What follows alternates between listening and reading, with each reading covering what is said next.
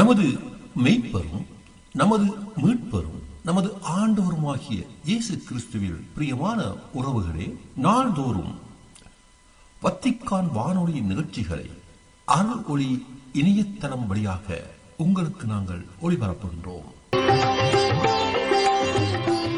உங்களுக்காக தொகுத்து வழங்குபவர் உங்கள் அன்பு சகோதரன் பேசாலை தாஸ்.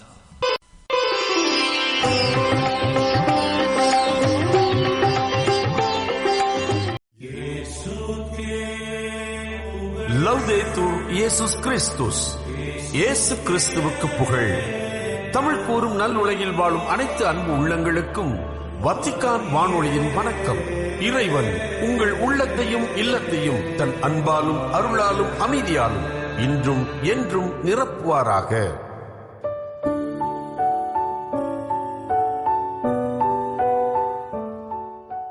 அன்பு நேயர்களே, வத்திக்கான் வானொலி இன்று உங்களுக்கு வழங்குபவை திரிகடுகம், கிறிஸ்தவ இலக்கியங்கள் மற்றும் செய்திகள்.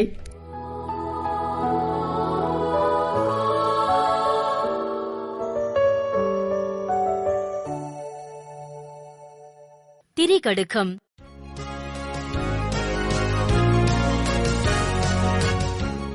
தமிழினிய நெஞ்சங்களே, வணக்கம். திரிகடுகத்தில் இணைந்து பயணித்துக் கொண்டிருக்கின்ற உங்கள் ஒவ்வொருவருக்கும் நன்றி, என் வாழ்த்துகள்.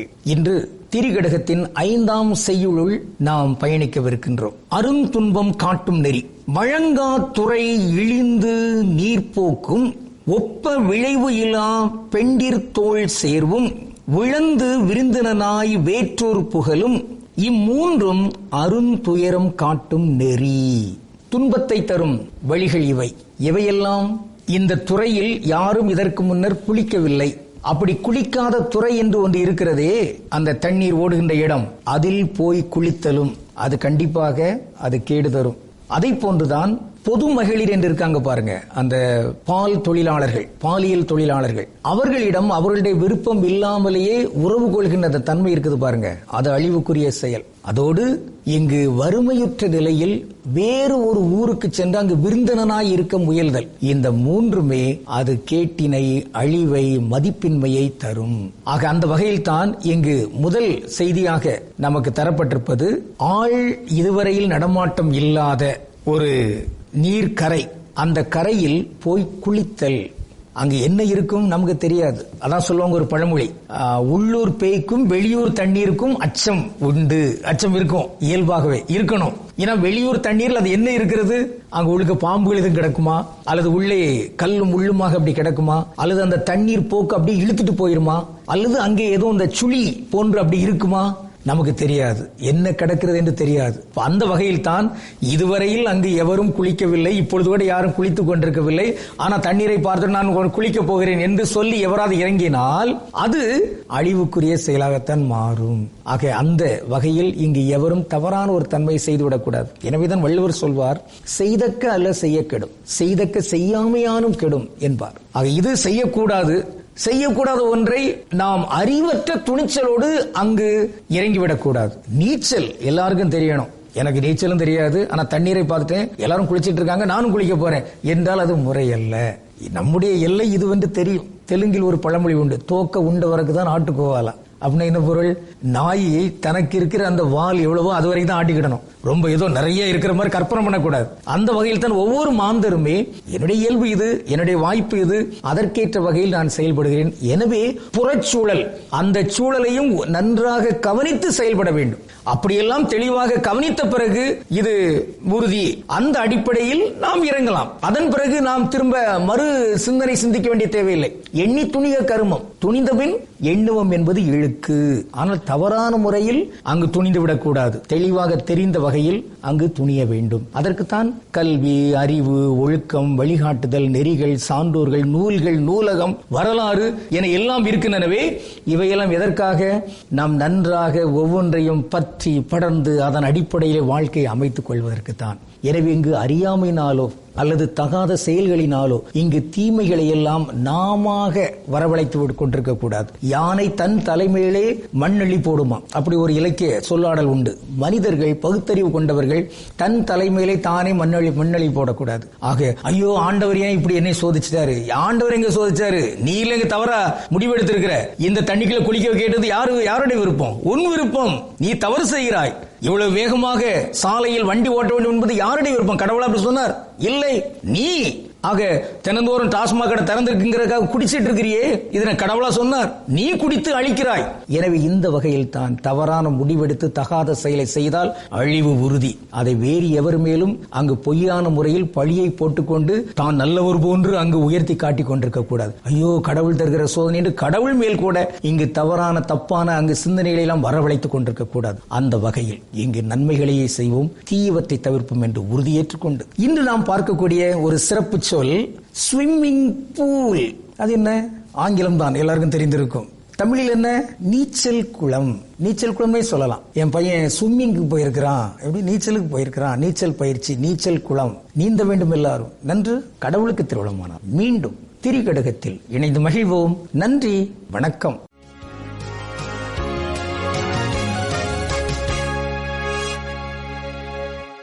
கிறிஸ்தவ இலக்கியம். இயேசு காவியம் 13. உன் மகன் உயிரோடு இருக்கிறான். சென்ற உரையில் கலிலேயாவின் கானா ஊரில் நடைபெற்ற ஓர் எளிய இல்ல திருமண விழாவிற்கு தனது அன்பு தாயான அன்னை மரியா மற்றும் சீடர்களுடன் இயேசு கிறிஸ்து வருகை தந்ததை குறித்து சிந்தித்தோம். அங்கு எதிர்பாராத விதமாக நேர்ந்த திராட்சை மது தட்டுப்பாட்டை நீக்க அன்னை மரியா விடுத்த வேண்டுகோளை ஏற்று கற்ஜாடிகளில் இருந்த தண்ணீரை சுவையான உயர்தர திராட்சை மதுவாக மாற்றி தனது முதல் புதுமையை கானா ஊரில் இயேசு நிகழ்த்திய மாண்புமிகு வரலாற்று சம்பவத்தை எண்ணி மகிழ்ந்தோம். அதன் தொடர்ச்சியாக கப்பர்நாகும் நகரத்தின் அரசு அதிகாரி ஒருவரின் மகன் கொடிய காய்ச்சலால் சாவின் விளிம்பில் இருந்தபோது அவர் இயேசுவை நாடி வந்து விடுத்த உருக்கமான மன்றாட்டை கேட்டு இயேசு கிறிஸ்து தனது சொல்லின் வல்லமையால் தூரத்திலிருந்தே அந்த சிறுவனை குணப்படுத்தி தனது அடுத்த உன்னத புதுமையை நிகழ்த்திய விவிலிய மறைபொருள் குறித்து இன்று காண்போம். கப்பர்நாகும் நகரில் எந்தன் மைந்தன் கடும் நோயால் அவதியுறுகின்றான் சுவாமி, இப்பொழுதே அவன் நோயை குணப்படுத்தி எமக்கு அருள வேண்டும் என மேலோன் கேட்டான். அற்புதங்கள் செய்தால்தான் நீங்கள் எல்லாம் அன்பு வைத்து நம்புகிறீர் என்றார் இயேசு. இப்பொழுதே வாருங்கள் சுவாமி என்று இடைவளைத்து தெண்டனிட்டான் நகரின் மேலோன். பழிவாங்கும் நோய் நீங்கி உந்தன் மைந்தன் பத்திரமாயிருப்பான் போ என்றார் இயேசு. வழியினில் ஓர் ஊழியனை மேலோன் கண்டான். மகன் உடம்பு நலம் என்று அவன் உரைத்தான். அழியாத நோயகன்றதெப்போ என்றான். அதன் முன்னாள் பகலில் என அவனும் சொன்னான். தெளிவாக இயேசுபிரான் சொன்ன நேரம் சிறியவனின் நோய் நீக்கம் என்றான் மேலோன். எத்தனையோ மருத்துவர்கள் பார்த்த பின்பும் இளையவனை பிடித்திருந்த கொடிய நோயை முத்தனைய சொல்லாலே தீர்த்து வைத்தார் மோகனவான் இயேசு என அவன் மதித்து சத்தியமாய் அவர் வழியை பின்தொடர்ந்தான். தன்னவர்கள் அனைவரையும் அதிலே சேர்த்தான். அத்தனையும் செய்த பின்னர் இயேசுநாதர் அடுத்த இடம் சென்றார்கான் மக்கள் வாழ. கவியரசர் கண்ணதாசனின் இயேசு காவியம் நூலில் இடம்பெற்றுள்ள 13வது பாடல் இயேசு கிறிஸ்து கப்பர்நாகும் அரச அதிகாரியின் மகனை குணப்படுத்திய உன்னத புதுமையை எளிய நற்றமிழில் விளக்குகிறது. இப்பகுதி கப்பர்நாகும் என்ற நகரில் வாழ்ந்து வந்த ஒரு மாண்புமிகு அரச அதிகாரி சாவின் விளிம்பில் கிடந்த தன் மகனை காப்பாற்ற எண்ணி இயேசு இருக்கும் இடத்தை நாடி மிகுந்த கவலையோடு ஓடி வந்தார். அவர் இயேசுவின் திருமுன் பணிந்து நின்று, ஆண்டவரே, என் அன்பு மைந்தன் கப்பர்நாகும் நகரில் கொடிய காய்ச்சலால் மரண அவதியுற்றுக் கொண்டிருக்கிறான். தயை கூர்ந்து இப்பொழுதே வந்து அவன் நோயை குணப்படுத்தி எங்களுக்கு அருள் புரிய வேண்டும் என்று உருக்கமாக வேண்டினார். அரசு அதிகாரியின் வார்த்தைகளை கேட்ட இயேசு சுற்றியிருந்த மக்களின் விசுவாசத்தை சோதிக்கும் பொருட்டும் அதை இன்னும் உறுதிப்படுத்தும் பொருட்டும் அவரிடம் பேசத் தொடங்கினார். அடையாளங்களையும் விந்தையான அற்புதங்களையும் உங்கள் கண்களால் நேரில் கண்டாலொழிய நீங்கள் யாரும் என்னை முழுமையாக அன்பு செய்து விசுவசிப்பதோ நம்புவதோ இல்லையே என்று இயேசு சற்றே வருத்தத்துடன் கூறினார். இயேசுவின் இந்த வார்த்தைகளால் சற்றும் தன் மனம் தளராத அந்த அரசு அதிகாரி இயேசுவின் வல்லமை மீது முழுமையான விசுவாச நம்பிக்கை கொண்டிருந்தார். அதனால் அவர் இயேசுவின் பாதங்களை இடைவளைத்து திண்டனிட்டு வீழ்ந்து வணங்கி, சுவாமி, என் மகன் இறந்து போவதற்கு முன்பாக இப்பொழுதே என்னுடன் என் இல்லத்திற்கு வாருங்கள் என்று மீண்டும் மீண்டும் மிகவும் தாழ்மையோடு கெஞ்சி மன்றாடினார். அதிகாரியின் தளராத விசுவாசத்தை கண்ட இயேசு கிறிஸ்து அவரோடு இல்லத்திற்கு புறப்பட்டுச் செல்லாமல் தனது சொல்லின் அதிகாரத்தாலேயே புதுமை நிகழ்த்த திருவுள்ளம் கொண்டார். அவர் அந்த மேலோனை பார்த்து, நீர் இல்லத்திற்கு போகலாம், உம்முடைய மகனை பழிவாங்கிக் கொண்டிருந்த கொடிய நோய் நீங்கி அவன் பத்திரமாகவும் சுகமாகவும் உயிரோடு இருக்கிறான் என்று கனிவோடு அருளினார். இயேசுவின் தெய்வீக வார்த்தையை முழுமையாக நம்பிய அந்த அரசு அதிகாரி தன் கவலைகள் அனைத்தையும் நீங்க பெற்று விசுவாசத்தோடு தன் இல்லம் நோக்கி திரும்பிச் செல்ல வழியிலே பயணித்தார். அவர் கப்பர்நாகும் நகரை நெருங்கிக் கொண்டிருந்த வேளையில் அவரது இல்லத்திலிருந்து அவரை தேடி எதிர்கொண்டு வந்த தன் எளிய ஊழியன் ஒருவனை கண்டார். அந்த ஊழியன் இவரை கண்டதும் ஓடி வந்து, ஐயா, ஒரு நற்செய்தி, உங்களது அன்பு மகன் கொடிய நோயிலிருந்து முற்றிலும் விடுபட்டு நலம் பெற்று விட்டான் என்று மகிழ்ச்சியோடு உரைத்தான்.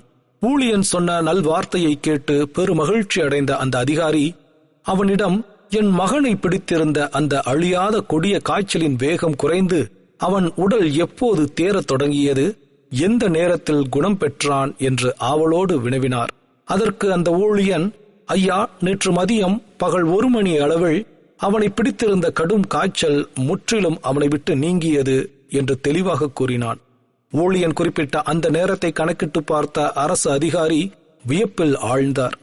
ஏனெனில் நேற்று பகலில் உன் மகன் உயிரோடு இருக்கிறான், பத்திரமாயிருப்பான் போ என்று தெளிவான அதிகாரத்தோடு இயேசுபிரான் தன்னிடம் சொன்ன அதே வினாடிதான் தூரத்து தன் இல்லத்தில் இருந்த சிறுவனின் நோய் முழுமையாக நீங்கிய நேரமாகும் என்பதை அவர் துல்லியமாக உணர்ந்து கொண்டார். உலகில் எத்தனையோ சிறந்த மருத்துவர்கள் பலவாறு முயன்று பார்த்த பின்பும் அந்த இளையவனை பிடித்து ஆட்டி படைத்த கொடிய மரண நோயை எவ்வித மருந்துமின்றி கானாவில் இருந்து கொண்டே தனது முத்தனைய ஒரே ஒரு திருவாக்கால் தூரத்திலிருந்தே இயேசு கிறிஸ்து தீர்த்து வைத்தார் என்பதை அந்த அதிகாரி ஆழமாக அறிந்து கொண்டார். அழகு மிளிரும் மோகனவான் இயேசுவே மெய்யான மீட்பர் என்றும் அவரே கடவுளின் மைந்தன் என்றும் அந்த அரசு அதிகாரி தன் உள்ளத்தில் ஏற்றுக்கொண்டு அவரை போற்றி மதித்தார். அது மட்டுமின்றி அவர் சத்திய வழியாம் இயேசுவின் நற்செய்தி பாதையை தன் வாழ்வில் முழுமையாக பின்தொடரத் தொடங்கினார். தன் இல்லத்தாரையும் தன் உறவினர்கள் மற்றும் சார்ந்தவர்கள் என அனைவரையும் அந்த விசுவாச வழியிலேயே இணைத்துக் கொண்டார். இவ்வாறு கப்பர்நாகும் அதிகாரியின் இல்லத்தில் தனது சொல்லின் வல்லமையால் உன்னத புதுமையை செய்து மக்களின் விசுவாசத்தை நிலைநிறுத்திய பின்னர் உலக மக்கள் அனைவரும் இறைவனின் பேரொளியை பெற்று நலமுடன் வாழும் பொருட்டு போதகராகிய இயேசுநாதர் நற்செய்தி பணியை முன்னெடுக்க அடுத்தடுத்த ஊர்களை நோக்கி தனது புனித பயணத்தை தொடர்ந்தார்.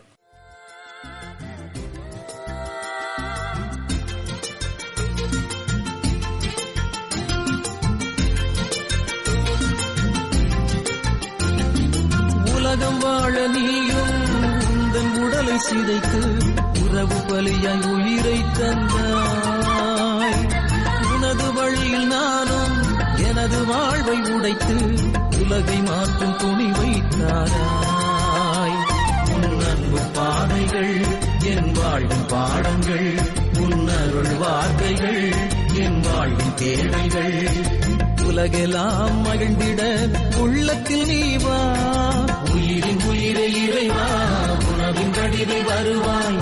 வாடும் உள்ளம் என்னை தேற்றவா, வாழ்வின் பாதை நாடும் மாற்றவா. உன் அருள் வருகையில் உலகமே மகிழ்ந்திட உயிரின் உயிரை இறைவா, உணவின் கடிதை வருவாய். வாடும் உள்ளம் என்னை தேற்றவா, வாழ்வின் பாதை நாடும் மாற்றவா.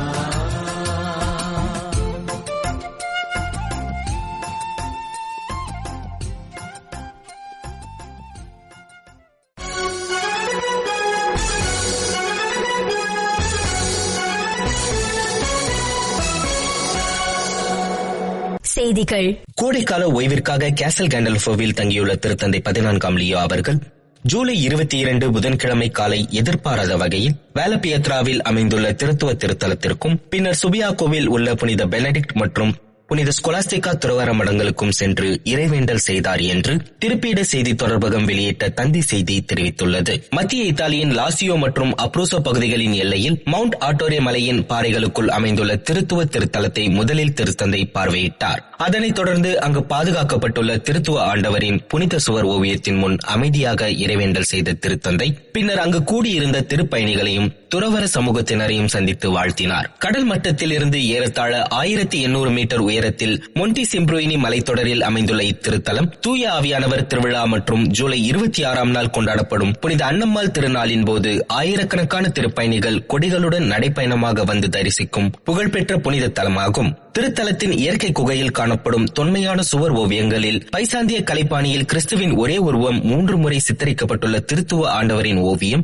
சிறப்புமிக்கதாக கருதப்படுகிறது. மேலும் திருத்தலத்தின் படிக்கட்டுகளின் அடிவாரத்தில் பாறையை குடைந்து அமைக்கப்பட்டுள்ள புனித அன்னம்மாளின் சிற்றாலயமும் திருப்பயணிகளின் பக்தியை ஈர்த்து வருகிறது. பொருளாதார வளங்கள், ஆன்மீக அனுபவங்கள், திருத்தூது பணியின் லட்சியங்கள் மற்றும் பிறரன்பு பணிகளை பகிர்ந்து வாழ்வதன் வழியாக உயிர்த்தெழுந்த ஆண்டவரின் மறைவான பிரசன்னம் சமூக வாழ்வில் வெளிப்படுகிறது என்று திருத்தந்தை 14ஆம் லியோ அவர்கள் தெரிவித்துள்ளார். அமெரிக்காவின் அரிசோனா மாநிலத்தில் உள்ள பீனிக்ஸ் நகரில் ஜூலை 20 முதல் 23 வரை நடைபெற்று வரும் 2026 தேசிய மாநாட்டில் அமெரிக்கா ஆண் துறவர தலைவர்கள் மாநாடு தனது 70ஆம் ஆண்டு நிறைவை கொண்டாடி வருகிறது. இந்நிகழ்வையொட்டி திருத்தந்தை 14ஆம் லியோ அவர்கள் அனுப்பியுள்ள வாழ்த்து கடிதத்தில் இவ்வாறு தெரிவித்துள்ளார். கிறிஸ்துவில் ஒன்றாய் இன்றைய துறவர சமூக வாழ்வு என்ற கருப்பொருளில் நடைபெறும் இம்மாநாட்டில் அமெரிக்காவிற்கான திருப்பீட தூதர் பேராயர் கப்ரியேல் கார்சியா அவர்கள் திருத்தந்தை அவர்களின் வாழ்த்து கடிதத்தை வாசித்தார். அமெரிக்காவில் ஆண்களுக்கான கத்தோலிக்க துறவர சபைகள், துறவர மடங்கள் மற்றும் திருத்தூது பணி சங்கங்களின் தலைவர்களை பிரதிநிதிப்படுத்துவதும் தேசிய அமைப்பாக செயல்பட்டு வருகிறது. ஜூலை 16ஆம் நாள் மாநாட்டின் செயல் இயக்குநர் அருட்பணி பிராங்க் டோனியோ அவர்களுக்கு எழுதியுள்ள கடிதத்தில் கடந்த 70 ஆண்டுகளாக அமெரிக்காவின் ஆண் துறவர சபைகளுக்கிடையே ஒத்துழைப்பை வளர்ப்பதற்காக இறைவன் வழங்கிய அருட்கொடைகளுக்கு நன்றி செலுத்த வேண்டிய நேரம் இது என்று திருத்தந்தை அவர்கள் குறிப்பிட்டுள்ளார். கோடை காலத்தில் நோயாளிகள், முதியவர்கள் மற்றும் துன்புறுவோரை மறந்துவிடாமல் அமைதி மற்றும் இரக்கத்தின் நற்செய்தியை வாழ்வில் நடைமுறைப்படுத்துமாறு திருத்தந்தை 14ஆம் லியோ அவர்கள் அழைப்பு விடுத்துள்ளார். இத்தாலியில் வெளியாகும் பியாச்சா சான் பியத்ரோ இதழின் ஜூலை ஆகஸ்ட் மாத வெளியீட்டில் ரோமையை சேர்ந்த மௌரிசியோ என்பவர் எழுதிய கடிதத்திற்கு பதிலளித்த திருத்தந்தை அவர்கள் கோடை காலத்தை ஓய்வுக்கான காலமாக மட்டுமன்றி இறை நம்பிக்கையை ஆழப்படுத்தும் ஆன்மீக வாய்ப்பாகவும் பயன்படுத்துமாறு வலியுறுத்தியுள்ளார். இன்றைய உலகம் போர்களும் நிலையற்ற சூழல்களும் மட்டுமல்லாமல் வேகமாக இயங்கினாலும் ஆழமற்றதும் கவனசிதறலுடன் இருப்பதாக தனது கடிதத்தில் மௌரிசியோ குறிப்பிட்டுள்ளார். மேலும் சிலர் மீது பொறுப்புணர்வும் அன்பும் கொண்ட செயல்களாக வெளிப்படும் உண்மையான ஆன்மீக வாழ்வை எவ்வாறு வளர்த்துக் கொள்ளலாம் என்று அவர் திருத்தந்தையிடம் கேட்டிருந்தார். அதற்கு பதிலளித்த திருத்தந்தை முதலில் பல்வேறு துயரங்களால் ஓய்வெடுக்க முடியாதவர்களை நினைவு கூறுமாறும், நோயாளிகள், நம்பிக்கை இழந்தவர்கள், அன்புக்குரியவர்களை இழந்து துயருறுபவர்கள், போர், வெறுப்பு, தீவிரவாதம் மற்றும் வன்முறையால் பாதிக்கப்பட்டவர்கள், நம்பிக்கைக்காகவும் நீதிக்காகவும் துன்புறுத்தப்படுபவர்கள், சிறைவாசிகள், வேலை அல்லது வீட்டை இழந்தவர்கள், மனிதாபிமான வரவேற்பை பெறாத புலம்பெயர்ந்தோர் ஆகியோரை நினைவில் கொள்ளுமாறும் அவர் அழைப்பு விடுத்தார். விடுமுறைகள் அனைவருக்கும் வேலை மற்றும் கவலைகளில் இருந்து ஓய்வு பெற்று உண்மையான நட்புறவையும் இறையாட்சியின் மகிழ்ச்சியையும் முன்கூட்டியே அனுபவிக்கும் காலமாக அமைய வேண்டும் என்று அவர் குறிப்பிட்டார். சீனாவில் உள்ள மங்கோலியா பகுதியில் உள்ள சிபெங் மறைமாவட்டத்தின் புதிய ஆயராக ஜோசப் சாங் யாங்பெங் அவர்கள் ஜூலை 22 புதன்கிழமை அன்று திருநிலைப்படுத்தப்பட்டார். திருப்பிடத்திற்கும் சீன மக்கள் குடியரசுக்கும் இடையிலான தற்காலிக ஒப்பந்தத்தின் விதிமுறைகளின் அடிப்படையில் அவரது நியமனத்திற்காக முன்மொழிவுக்கு ஒப்புதல் அளித்த பின்னர் ஜூன் 15 அன்று சிபெங் மறைமாவட்டத்தை வழிநடத்த ஆயர் சாங் யாங்பெங் அவர்களை திருத்தந்தை 14ஆம் லியோ அவர்கள் நியமித்துள்ளார். 1984ஆம் ஆண்டு ஏப்ரல் 4ஆம் நாள் லியோனிங் மாநிலத்தில் பெய்ஜிங் நகரில் பிறந்த ஆயர் சாங் அவர்கள் ஷென்யாங் அருட்பணியாளர் உயர் பயிற்சியகத்தில் பயின்றார். பின்னர் தென் கொரியாவில் உள்ள டேர்ஜியோன் கத்தோலிக்க பல்கலைக்கழகத்தில் விவிலிய இறையியல் பட்டம் பெற்றார். அவர் 2010ஆம் ஆண்டு நவம்பர் 18 அன்று சிபெங் மறைமாவட்டத்தின் அருட்பணியாளராக திருநிலைப்படுத்தப்பட்டார். 2010 முதல் 2013 வரை அவர் மறைமாவட்ட தலைமையகத்தில் பணியாற்றிக் கொண்டே பல பங்குத்தலங்களில் மேய்ப்பு பணிகளை மேற்கொண்டார். இத்துடன் வத்திக்கான் வானொலியின் தமிழ் ஒளிபரப்பு நிறைவு பெறுகிறது. உங்கள் செவிமடுத்தலுக்கு நன்றி. தொடர்ந்து வத்திக்கான் வானொலியுடன் இணைந்திருங்கள். இறையாசிர் பெறுங்கள்.